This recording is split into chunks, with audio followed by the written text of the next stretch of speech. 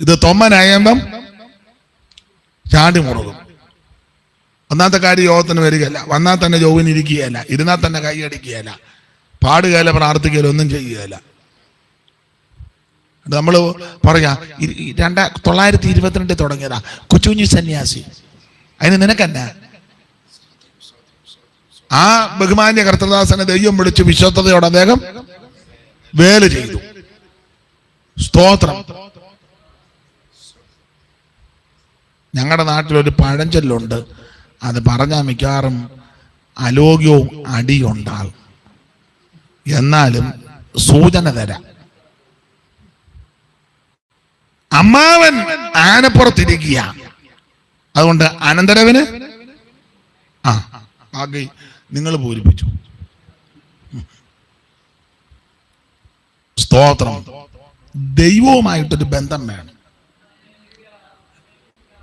അപ്പൊ ഈ എഫെസോസിലുള്ള ഈ വിശ്വാസികൾ 12 പേരെ ഉള്ളെങ്കിൽ 12 ആത്മാവി നിറയുന്നവരാണ്.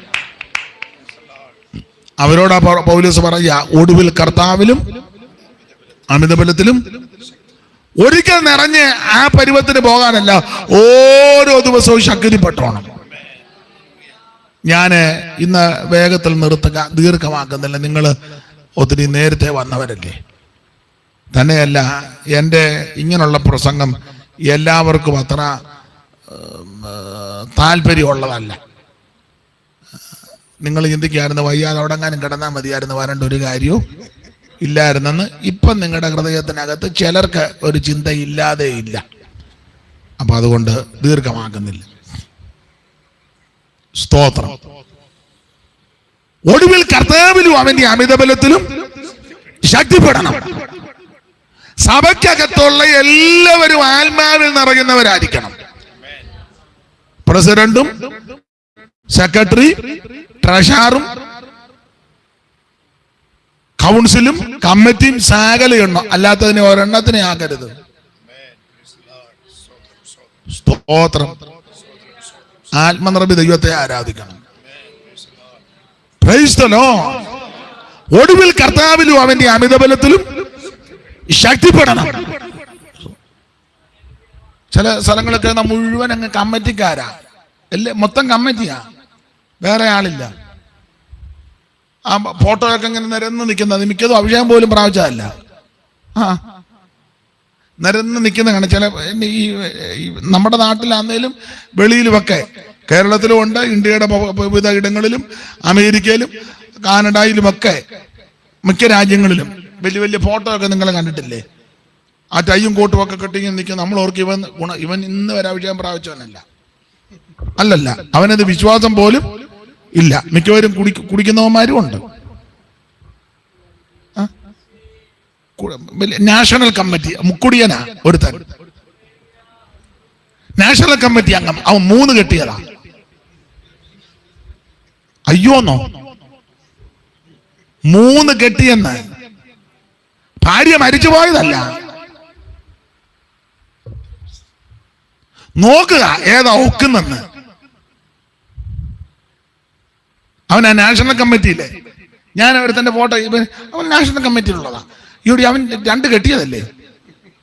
ആ 2 കെട്ടിയാകുമ്പോൾ വേണം ഇനിയും കെട്ടണോ? അവൻ എന്തിനും തയ്യാറാണ്. അവൻ ആ കോൺഫറൻസിന്റെ കോർഡിനേറ്റർ, നല്ല കോൺഫറൻസാ. ഇവൻ കുടിക്കുവാന്നാമല്ലോ കേൾക്കുന്ന ബാറിലൊക്കെ. അവൻ കമ്മിറ്റിയിലുണ്ട്. പിന്നെ കമ്മിറ്റി ഒന്നും ഉഷാറാകണമെങ്കിൽ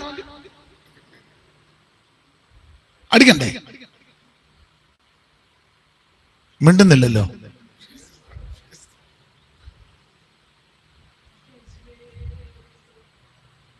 അവൻ എങ്ങനെ കമ്മിറ്റി കയറി? അതിലുള്ളവരെല്ലാം അവന്റെ ശിങ്കിടികളാ. മനസ്സിലാകുന്നുണ്ടോ?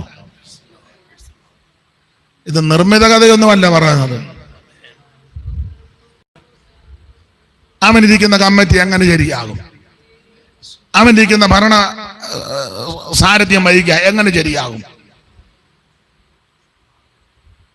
ഒരു പെണ്ണിനെ കെട്ടി അതിനെ ചതിച്ചു, എന്നിട്ട് വേറൊരു പെണ്ണിനെ കെട്ടി അതിനെ ചതിച്ചു.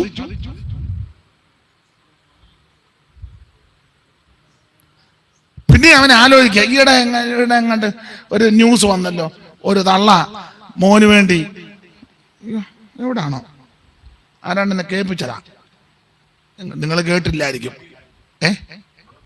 അല്ല, ആ പുള്ളിയുടെ കാര്യമല്ല. ഞാൻ അജല്ലത്തെ പറയരുത്.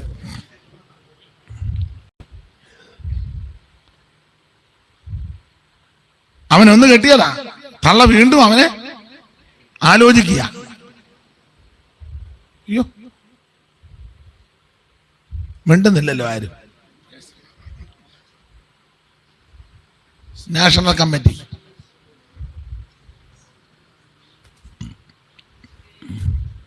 സ്തോത്രം, സ്തോത്രം. സഭയ്ക്കകത്ത് ആത്മനിറവുള്ളവനുണ്ടായിരിക്കണം. കർത്താവിലും അവന്റെ അമിതബലത്തിലും ശക്തിപ്പെടണം. കാശ് പലിശയ്ക്ക് കൊടുക്കുന്നവനും ബ്ലേഡ്, അവനാ കമ്മിറ്റിയില്ലേ,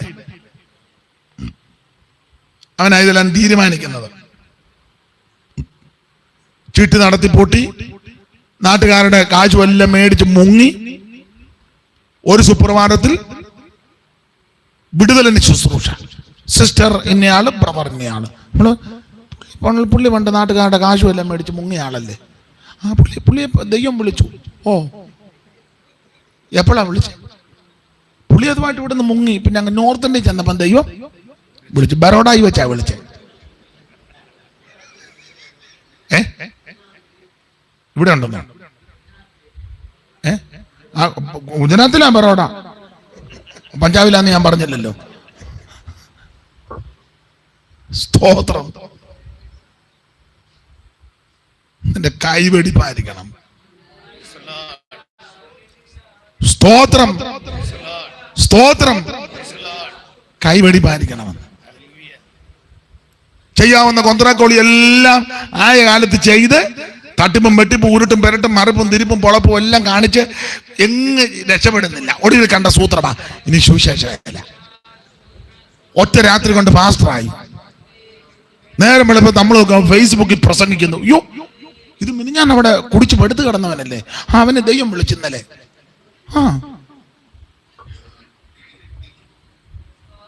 എപ്പം വിളിച്ചു?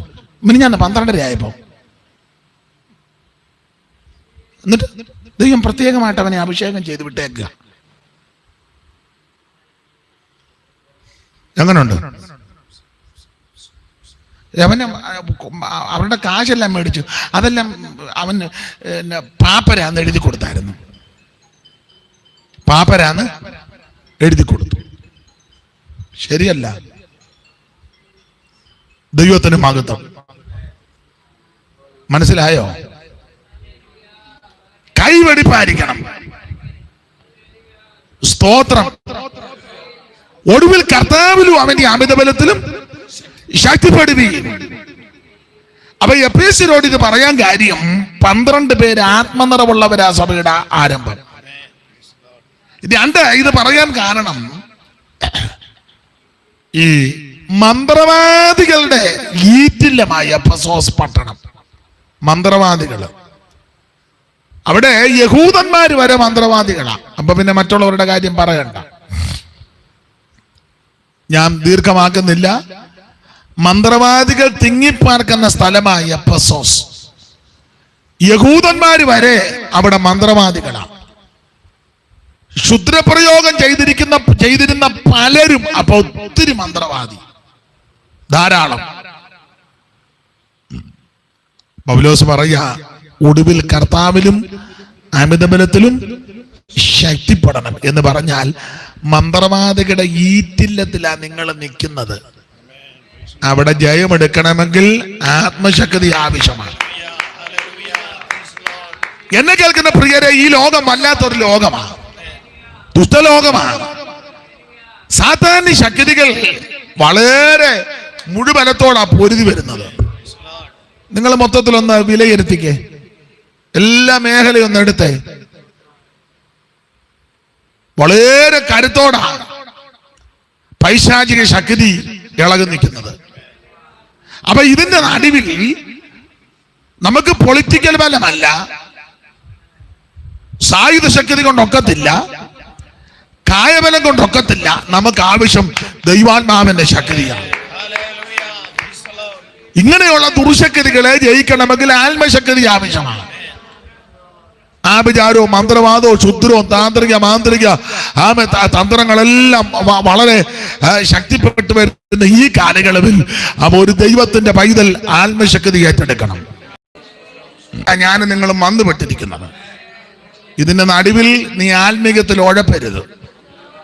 നീ ആത്മീകത്തിൽ ലാഘബുദ്ധിയോടെ ജീവിക്കരുത്.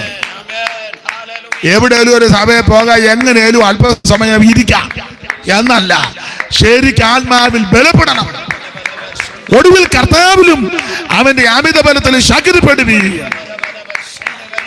കരമുയർത്ത് ദൈവത്തെ സ്തുതിക്കുക.